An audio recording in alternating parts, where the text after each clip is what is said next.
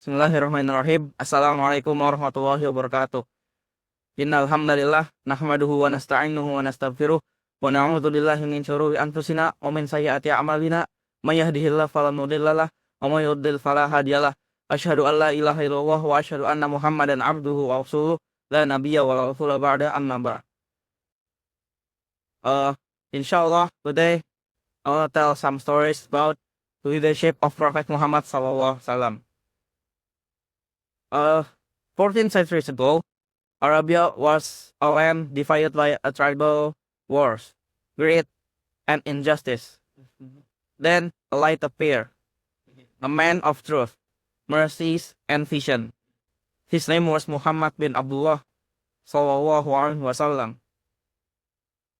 He did come to seek power, but to guide humanity.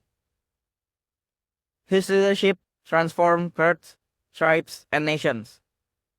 Today, we will journey through the story of a leader who led not with force, but with faith.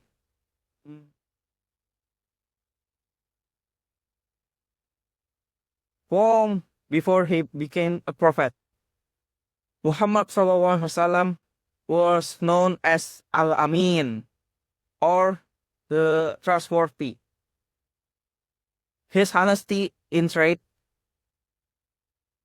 his fairness in judgment, and his compassion for other earned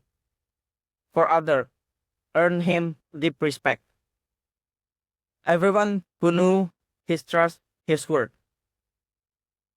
Leadership always begins with character, and character begins with truth. This was the foundation of the future. A leader who inspired trust through integrity.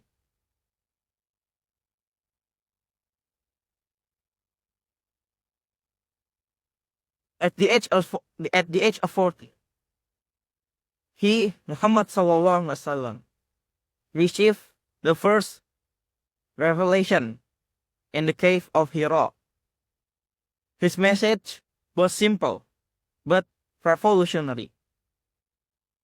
His message, that is, worship one God, do justice, free the oppressed, and speak the truth. For this, he was mocked, beaten, and exiled. Yet, he never wavered. He said, "If they place the sun in my right hand and the moon in my left hand, I will never abandon this message." His courage came from conviction, a belief stronger than appeared.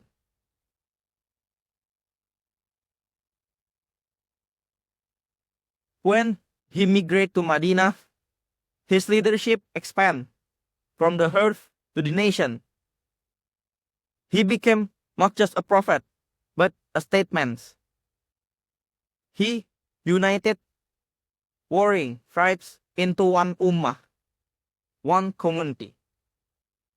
He drove the Madinah Charter, the first written constitution in history, guaranteeing religious freedom, equality, and justice for all, Muslims and non-Muslims alike. In Medina, he built a model of governance where justice and mercies were inspirable.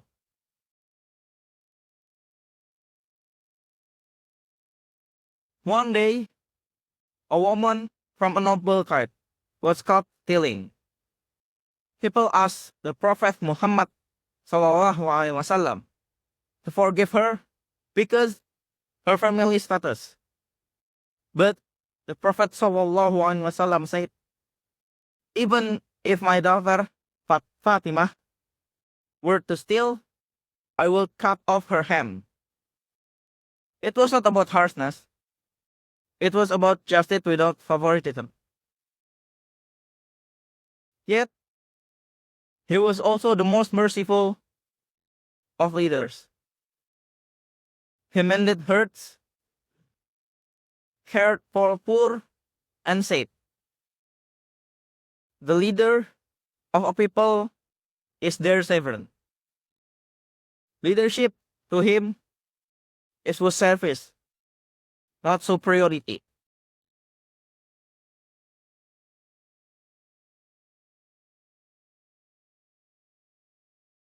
Years later, he turned to Makkah, the city that once drove him out.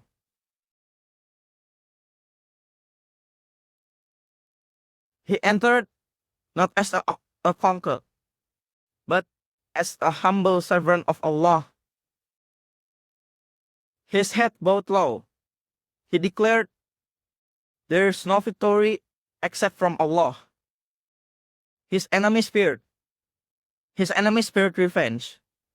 But he said, "Go, for you are free." That day, prophets show that forgiveness is the highest form of strength. His victory was not over people. It was over hatred itself.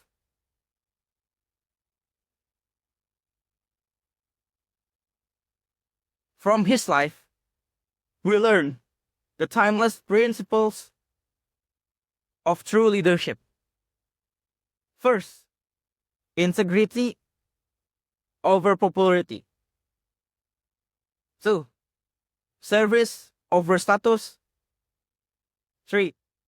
Mercies over might. And last, teamwork and consultation over ego. He listened, respect every opinion, and valued the weakest of his people. Leadership, in his view, was trust, not privilege. Prophet Muhammad SAW was more than a ruler. He was teacher, a father, a servant, and a friend. His leadership built bridge, healed hurts, and united nation. The Quran says, "Indeed, in the messengers of Allah, you have an excellent example." Quran Surah 33, verse 21. And that example remains eternal. Today, more than ever, the world needs leaders like him, humble, honest, and guided by compassion. Maybe we follow his path of truth and justice. Peace and blessings be upon him. Maybe that was all from me. Sorry if I made mistakes. Wassallallahu ala nabiyyina Muhammad. Wassalamualaikum warahmatullahi wabarakatuh.